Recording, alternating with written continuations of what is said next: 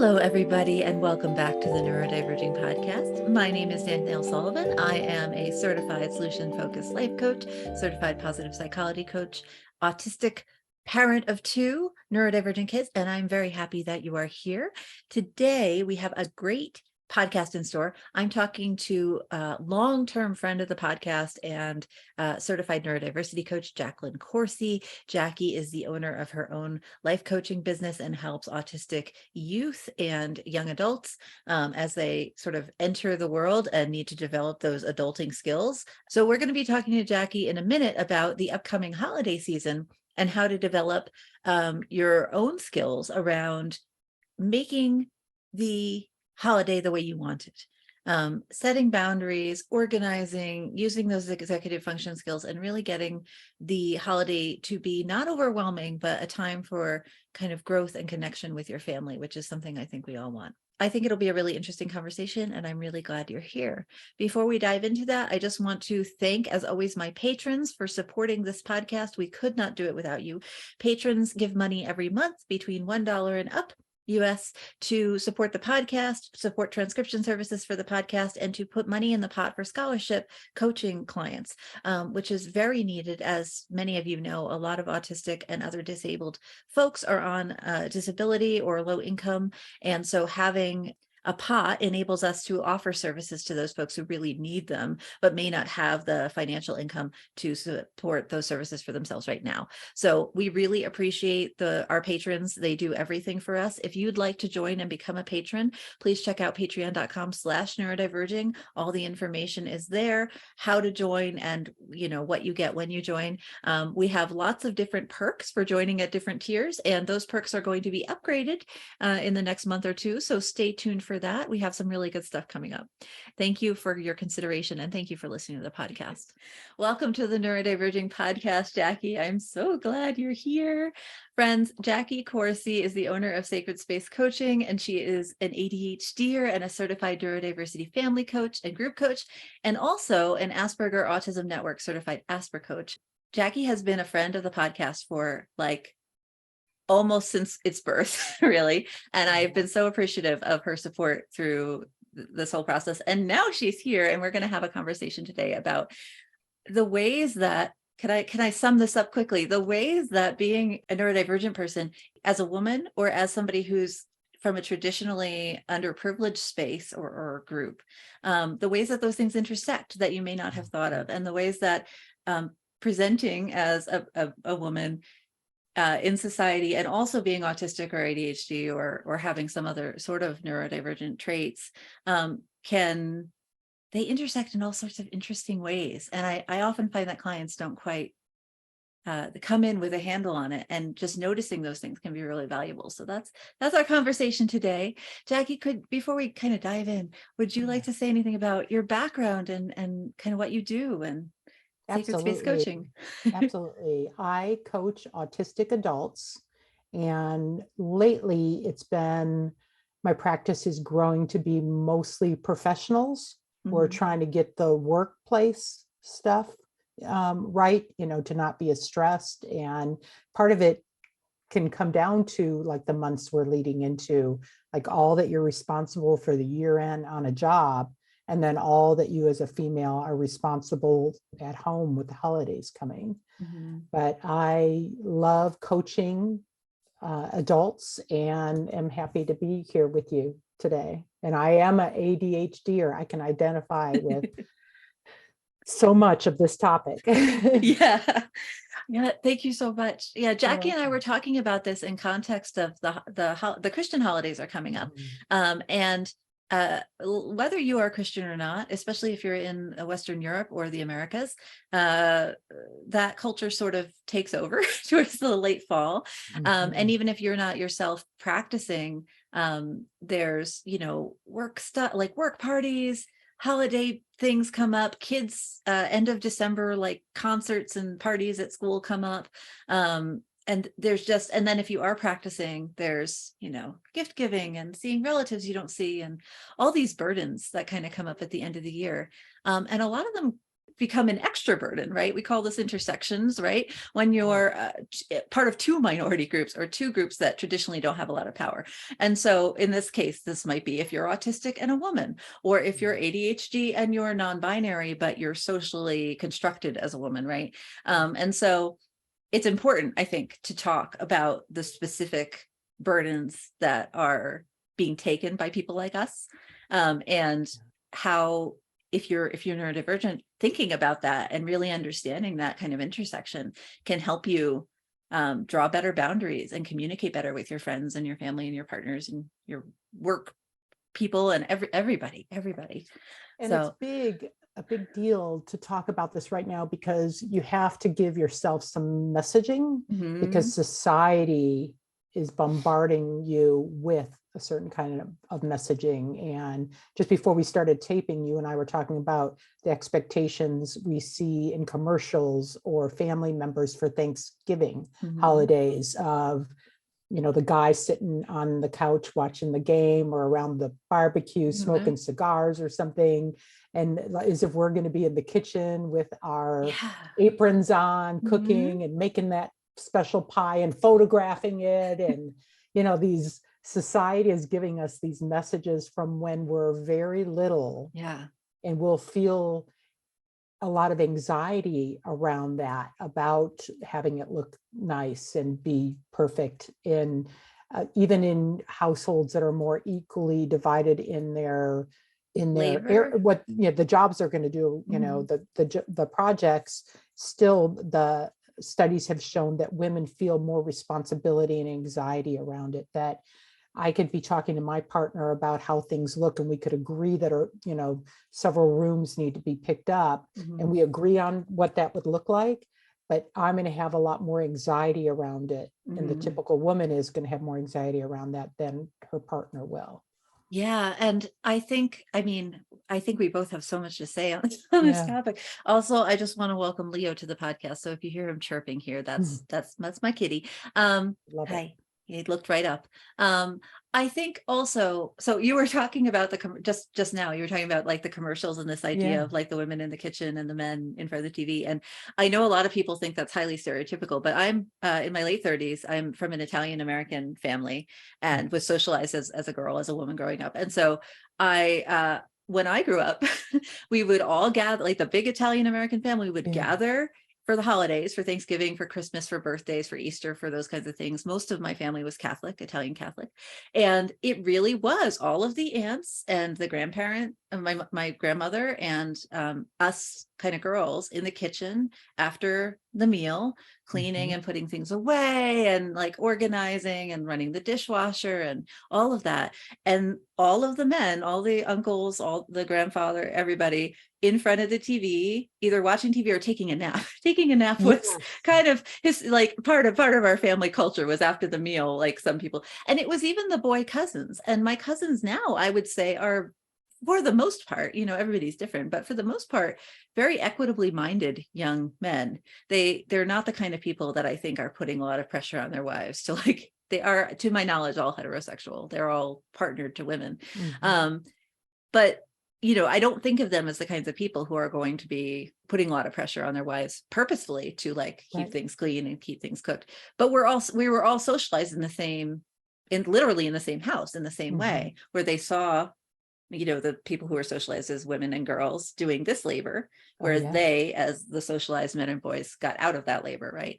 And so even if you think like, oh, the commercials are stereotypical, right? Or you look at the TV and you're like, oh, but we don't do it that way. A lot of us have this upbringing where we're kind of trained to perform in a certain way. And even if we opt out of that training, there can still be this internalized anxiety around it. Yeah. Absolutely. So. And whatever it is we're doing in our own homes, if we are in traditional marriages, we are 4 times as likely to be doing all the work. I mean, just the statistics are there, that's just what happens. And our counterparts are not as involved in it. So, and we could have been in houses next door to each other, Catholic, in Michigan, Detroit area, with all the aunts. And I remember I was teaching my girls to be part of that fold before I started thinking about it, of learning how to bake in the kitchen while the rest of the women were around and feeling that energy. And then all the guys napping or watching TV and, chatting it up while we were in there doing, and then we'd be right back in there cleaning up afterwards and doing the purchases, doing the cleaning to get ready, all of that. Yeah. And one thing I'll just say sort of earlier in the podcast, as Leo makes himself comfortable, is that Jackie and I were talking about this before we hit record, about sort of what kind of, depending on your interest and your attention to sort of the developing rhetoric around gender and sexuality nowadays, there's lots of different approaches to how we think about gender and sexuality and how we identify as people. But something that I think it's important to just make clear is that when we say women, we're, whether you identify as a woman or not, that's like that's on you. I'm a non-binary person, right? So I'll use me as an example. I identify as a non-binary person. I don't identify as a woman or a man, but I am perceived as a woman, right? That's just societally, regardless of what I do and how often I come out and I say I'm a non-binary person. When people see me in the grocery store, when people see me with my children, especially, when people see me, on this YouTube, I've had a couple of interviews where, or even conversations with people who I feel like know me very well and still sort of misgender me. And I'll say, oh, actually, I'm not. And it's fine. I'm not like offended by it because I know I'm perceived as a woman, right? I have long hair. I have some traditional sort of quote unquote feminine aspects. So the reason I bring that up is because it's important to understand the difference between how you identify and what you think of gender and sexuality, which may be totally one thing, but to still understand that there is a society that is going to construct you based on its own norms, and that you're going to be perceived in a certain way. And so you might be buying into some of those norms kind of subconsciously without thinking of it. So I'm not a woman, but I have a lot of anxiety around how my house looks. I think about when my kids are behaving a certain way, that I'm going to be perceived as the mom and somebody who should keep my kids' behavior under control in a way that their dad is not judged, right? I'm judged for how they behave. Their dad is not as much judged. I'm judged for how the house looks. Their dad is not as much judged, right? Whenever there's, Jackie, you mentioned like cleaning for holidays and getting presents and stuff. I'm the present giver in my family, and their dad and I have explicitly discussed that. And like, it's an equitable solution to our particular approach, but it's still a very gendered role, right?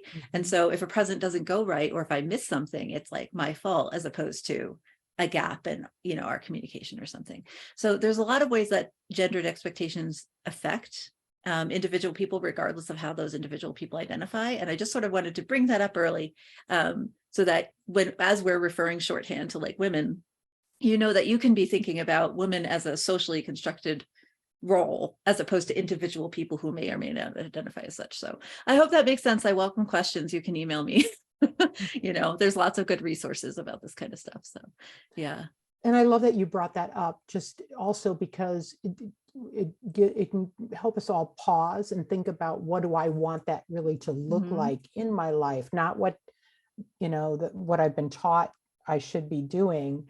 How do I take my life back? But how do I take, especially thinking about that as we get extras, I always call them extras right now, with all those extra responsibilities that come with the next couple of months.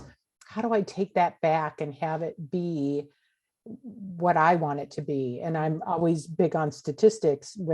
I was just reading up, only 25% of women say they can relax during the holidays at any point on any one day. Yeah. Most 75% feel like they cannot. Yeah. Let's take that back. Let's change what that looks like for us, not only for us, but our young are watching us and learning from us on how to do this. Yeah. And if we don't want that to be their life when they leave the nest, then we've got to show them a different way. Yeah, I think that's such an important piece too. And I'm constantly talking to clients who are struggling to make changes for themselves. But when I point out that if they can make this change, then they're demonstrating it to their kiddos, Yeah. and they're demonstrating a positive or more mentally healthy approach to whatever the problem is to their kiddos. That sometimes just flips the switch right away, because we want our children to have the best lives they can and to be as Yeah. well as they can. And so, but to do that, we have to actually demonstrate that for ourselves. And that's hard, like, Mhm. especially again, as women, socialized to give up our own time and our own energy for other people. It's hard to take that time and energy back for ourselves, even when we're doing it for really good reason. So What helps me is knowing that families and relationships are healthier and happier when the responsibilities are shared. absolutely. That the families that are functioning in that way, everyone is more content and feels like they're getting what they need out of those relationships. So Yeah. I love that. And I love that, again, for my daughters and sons that are watching me, you know. And I thought of something else when you're talking about when you're at the store with your kiddos and people are watching how you're going to handle misbehaviors or Yeah. moments, right? And I'm thinking, like, I felt that judgment. My family's neurodiverse. And so there can be extra moments of hyperactivity, or I remember being in the store when my son was in Target on the bottom of the cart and swimming down the aisle. I have been there in that exact circumstance. Yeah. Cartwheeling down the aisle where the store owner's looking like, oh my God, woman, do something about this. And I'm thinking, he's really accurate. He's fine. I love Yeah. it. Yeah. But I mean, they're looking at me differently than they were looking at my partner about, take this on and, handle it. So there's a lot there that we have to untangle for us and for the next generation. Yeah. Yeah. For my family, we definitely have a little bit of extra activity and energy, but we have a lot of vocal stims in my family. All of us really, but especially the kids and also me. Because I wasn't identified until late, I had learned to mostly suppress vocal stimming in kind of public areas, though I do it a lot at home. But my kiddos, I am so pleased to say, don't suppress vocal stims out of the house in almost every case. But that does mean that people look at us, right? And it's like, my kid can be totally happy. There's no agitation, threat of violence, concern, and they're still very little. They're pre-puberty, so they don't appear like, when my boy's a little older, I will worry about people thinking he's going to be violent or something. But at this age, we're pretty safe and we're, protected because we're white people. So there's that too. But, people look at me and they're like, why is your kiddo trilling or whatever? And it's not that loud and it's not aggressive and it's not in anyone's way. So I'm like, why are you judging us for this? But they're going to judge me in a way that they don't judge the kiddo's father, because I don't think fathers are assumed to be in control of their children's behavior in the ways that many people perceived as mothers are going to be. And that's again, and their dad is very in tune. Like they have a really good dad. So, the stereotype hurts him as well. Right. It's not just that it's hurting women, it's hurting everybody, because he's expected to not be in good connection and good relationship with his kids the way that I am. Right. But that means when I fail to be in perfect connection with my kids, I'm judged way more harshly than he is when he fails to be in perfect connection with his kids. And that's just, that's. And you hit on something else when you were saying, and we're white, because I don't know if you and I have talked about this, but my 4 kids are adopted, and one of them born in your state of Colorado.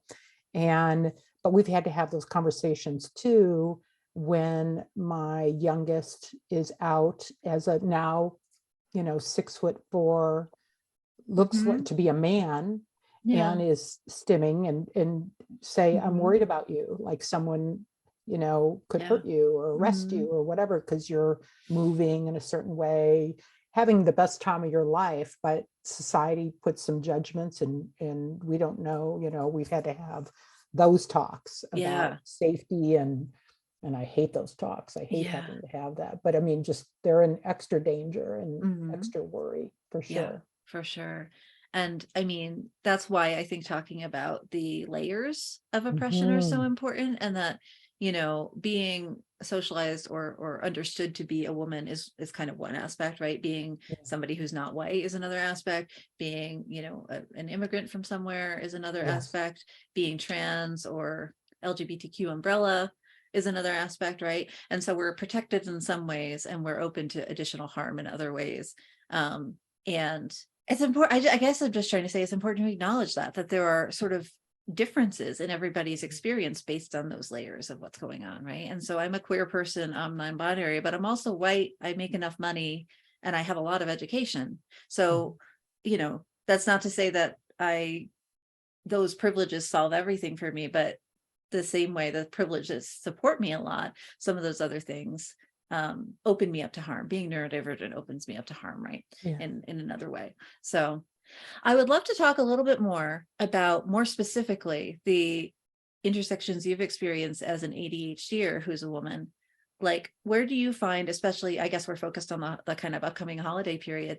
Right. Have you noticed any specific places where being ADHD on top of kind of womanhood, or vice versa, has exacerbated like concerns you have about the holidays or those Sure. pressures? I come into it super anxious and worried about looking like I'm doing a good job. And I feel that, especially as a woman of kids that don't look like me. So like that mom role of looking for the Black community, for the white community, like we've got this healthy family. So Yeah. trying to show we have a lot of joy, but trying to, show our best aspects.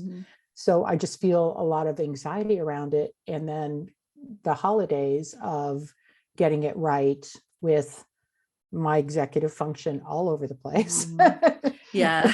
There was a year, I don't know, maybe 10 years ago, where I actually had purchased presents on sale early, put them in a cabinet, and totally forgot when it was time to come back out. I feel like that's almost stereotypical, but it's how often it happens to us. Like that I've done, my mother has done that. I've done that. Like it's almost a stereotypical neurodivergent woman thing to do. Yeah. I'm I love it. I'm very stereotypical. Not in a bad way, but just it means you're not alone, right? It means other people are doing the same thing. Right? Yeah. I've stopped a meeting and shown people that there was this beautiful squirrel in my yard. So, but it's like the executive function really gets in my way during this time. What I do is I just become, grumpy and anxious. And what I'll do personally is I will actually have people over because it stimulates my brain to clean up and get all my ducks in a row on purpose. And my partner will say, why are we doing this? Why are you having some couples over when it stresses you out? And it's like, well, because I know I have this list of things that I feel like I have to do.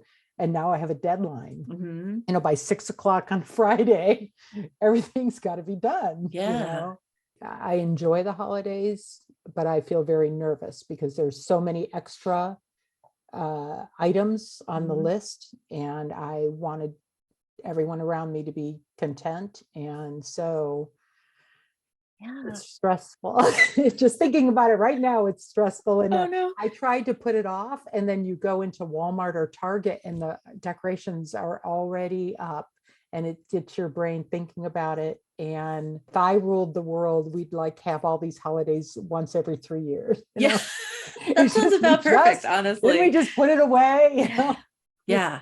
Oh gosh, the way that at least my brain experiences time too. I really hear that. Didn't I just put it away? Because I went through this phase a couple of years ago where I was like, oh, it would be nice to decorate the house like quarterly. Like, so for each season we have a different, because I'm learning this about myself. I used to think I just didn't like clutter and I didn't like stuff, and it's because I was overwhelmed by it. But now I'm kind of leaning into the maximalist kind of thing where I like clutter and I like stuff. I just need I need to know where it is. I need to have stuff in front of my eyeballs, that kind of thing. And so I was like, oh, we'll decorate the house quarterly. And then I very quickly realized that, like, even though quarterly sounds like every 3 months, that's plenty of time.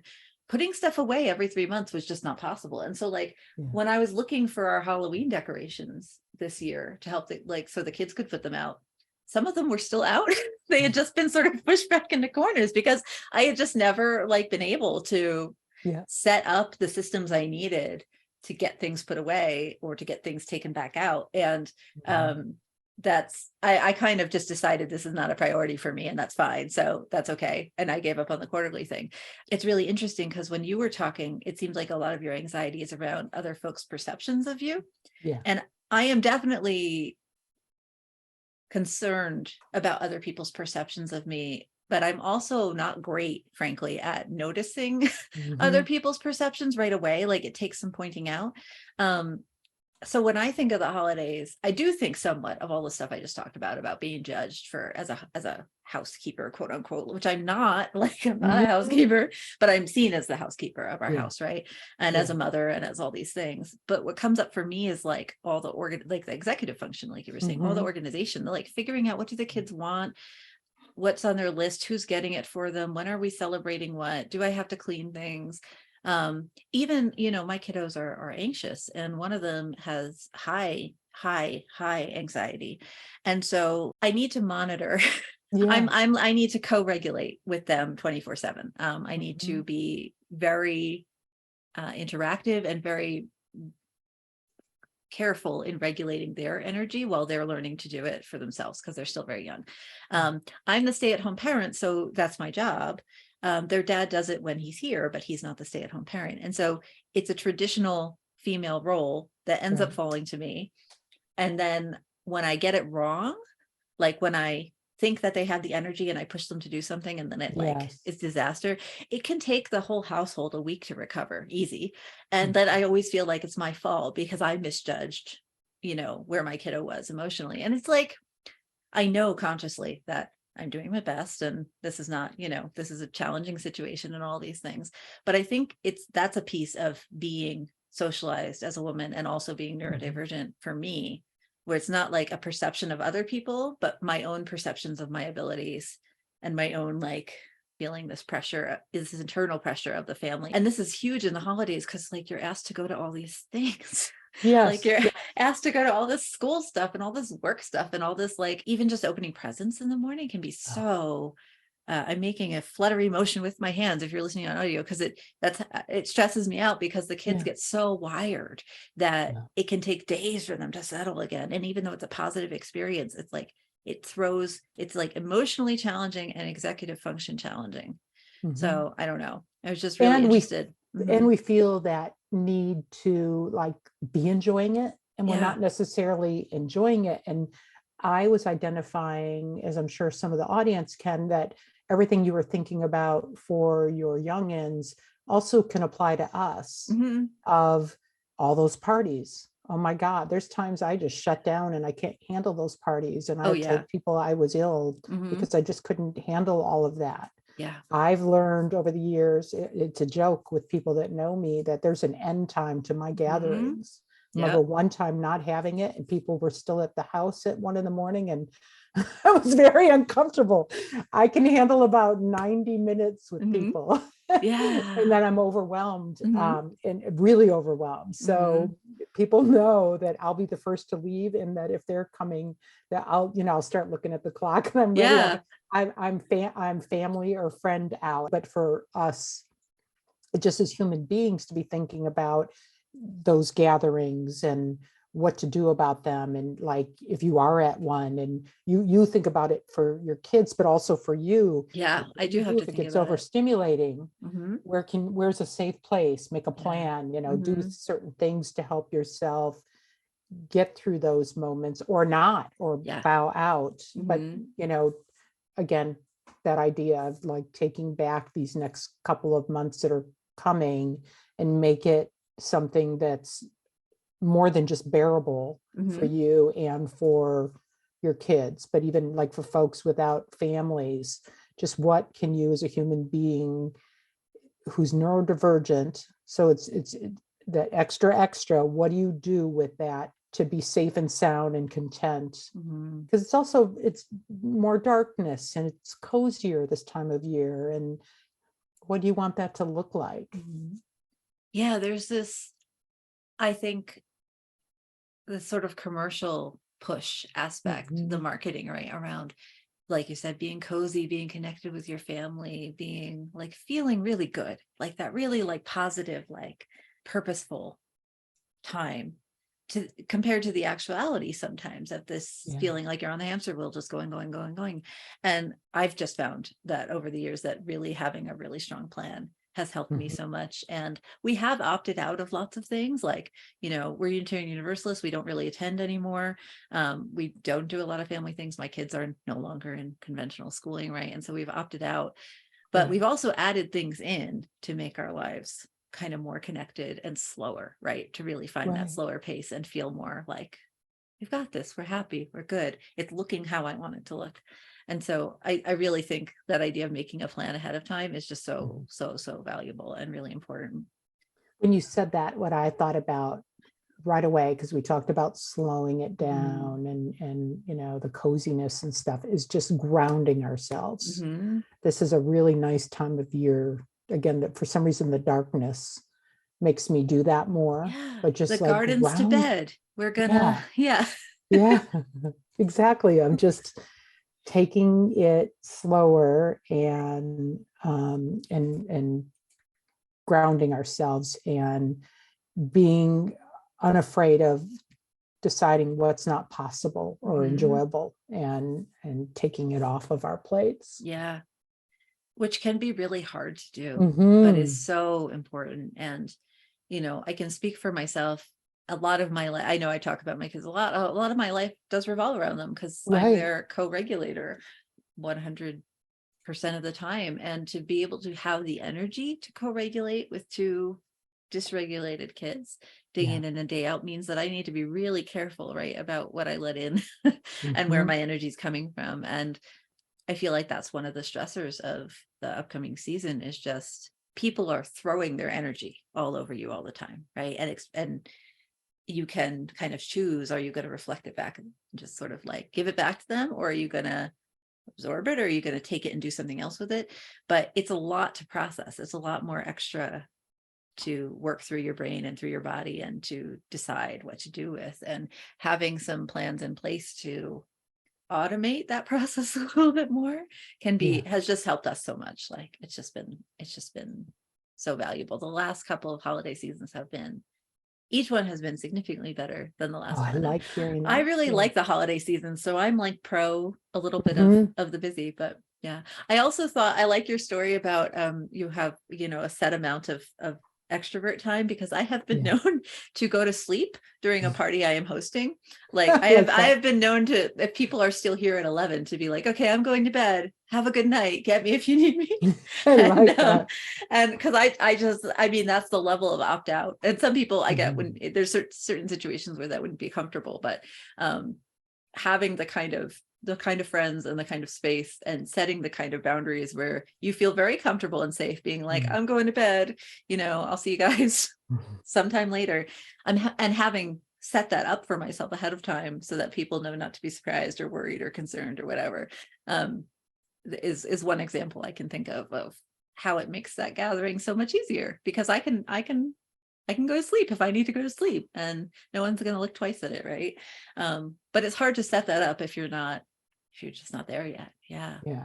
I think what helps my family is we talk a lot about those shoulds, those shoulds that'll just get you. And what they do is they take away your life from you.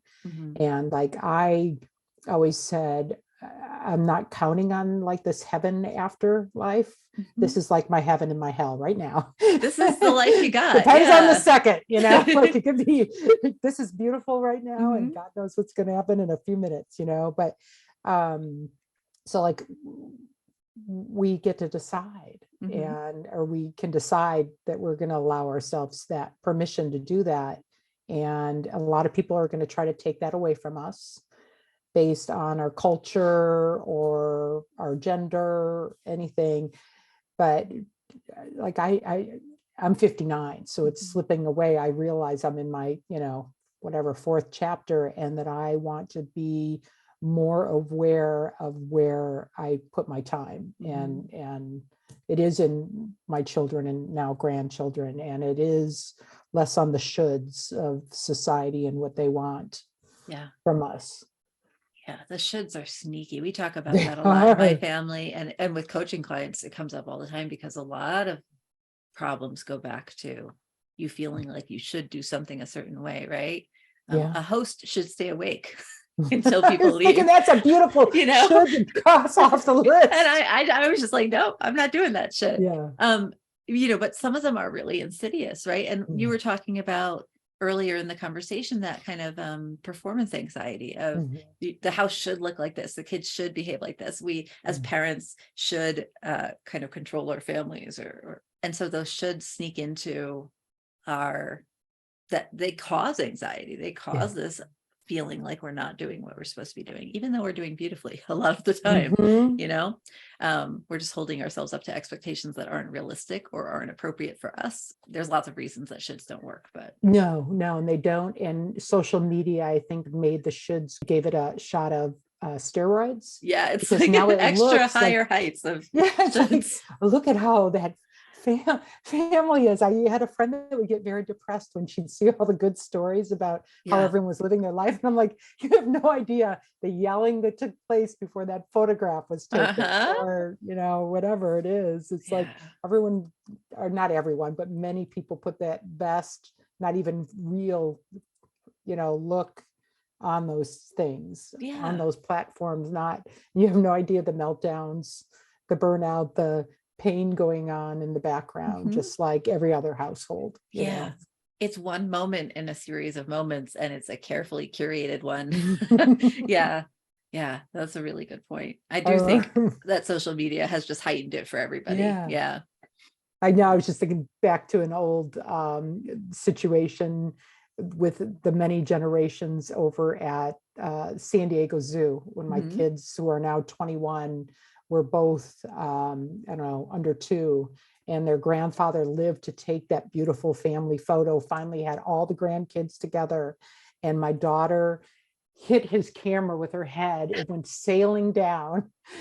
And my ex-husband said, "You know what we're buying when we leave here, right?" But it was like all the hell we were all going through about this like perfect moment that he wanted to have with the kids in a photograph. And really it was everyone yelling at each other. I'm taking the kids off to what are those pink flamingos? Oh yeah. Or the flamingos. So my ex can calm his father down, and but I mean, if anyone would have seen the picture later that I'm sure he finally took, it would have looked like we were just like this beautiful, diverse family, having our time together, and little would anyone have known what was happening. That's such a good example. Like, I love that story because it also shows, like, to me, it's like, yes, somebody's putting so much effort into getting this image that isn't realistic, but matches society's expectations or goals. But then also, if in a perfect situation, if you put exactly that much effort into the family connection and support and actually enjoying being together, the result would be very different, right? So you can have the picture of family unity, or you can have actual family unity. But the should pushes you to one over the other. And I'm thinking the picture means, because I remember, and I love this man who's no longer with us, but he'd be like, "Smile." Be afraid of him. Gigi, they call them. Gigi is scary right now. I'm gonna smile. Better smile. Yeah. Oh man, that's such a good story, Jack. Yeah, I love it. Oh my God. Like, no, he's a very nice man, but this is his special interest, and we gotta we gotta do it. You gotta pull it together. Pull it together. Yeah. Pull it together, troops. Come on, we can do this. Oh my God. But it's like, it's not about that picture. It's like about those real moments when you're sitting there and you don't know where your phone is to take a picture of it. You're just relating to your child, your friend, your partner, yourself. And having that moment that can be that. I try to have those in these winter months of just peace right now. There's harmony. I want more of that. I'm thinking about the difference between the traditional Christmas happy family picture and what goes on behind getting that picture versus this sort of feeling of connection and peace that ideally, I think, at least I'm aiming for in Me Christmas, too. which involves no cameras and Yep. none of me thinking critically or carefully about how to organize the children so that they look Mm-mm. exactly like this, so that. It's really about that, like that groundedness, like you were talking about before. And so there's, I love that metaphor. Like the difference. It's really Oh, great. it's such difference in it. What sticks with me right now as we're talking about cameras is when you have that moment, when you're so lucky as to have that moment, it is in here in a photograph that you take with your eyes forever. Yeah. Like you get to, I have a couple of those, the 21-year-olds came to me at Christmas time, adopted 9 days apart, and just being in a room with them by the fireplace. Never thought I'd be able to be a mother. And all of a sudden these two babies were with us at Christmas time. And there was no photo of that moment, but it's there with me forever. Yeah. We can have a flood and lose every photograph, but that one's in here. Yeah. It's gorgeous. Thank you. We've had so much fun talking today, and Danielle and I are hoping that if this struck a nerve with you and you would like to spend some more time with us in the near future, honing in on how you want the next couple of months to look like, getting some skills and meeting with others, and kind of just coming together and taking back our holiday. Yeah. Danielle's going to talk a little bit about the details, but we're going to start getting together in a couple of weeks and talking about this in more detail. Yeah, thanks, Jackie. Yeah, so Jackie and I are doing a 6-week program, exactly like she said, to support a lot of what's going on the holidays in terms of skills around sensory management, emotional regulation, and around executive function that really are called to arms in the holiday season. If you're interested, I'll put some links below. It's going to run every Wednesday. It starts on November 9th and it runs through mid-December. I'll put the dates below. We would love it if you joined us. It's going to be a really good group. You get calls with me and Jackie. You get peer support from the cohort. You get tons of downloads, one sheets. It's not meant to take oodles of energy from you. It's meant to be something that you can do and really get something out of quickly and end up with a holiday season that feels really connected and genuine and grounded. And we really hope you'll meet us there. We sure do. Thanks so much for being here with us today, Jackie. It was This lovely was to talk fun, to you as Danielle. always. Thank you. All right. See you soon. Bye.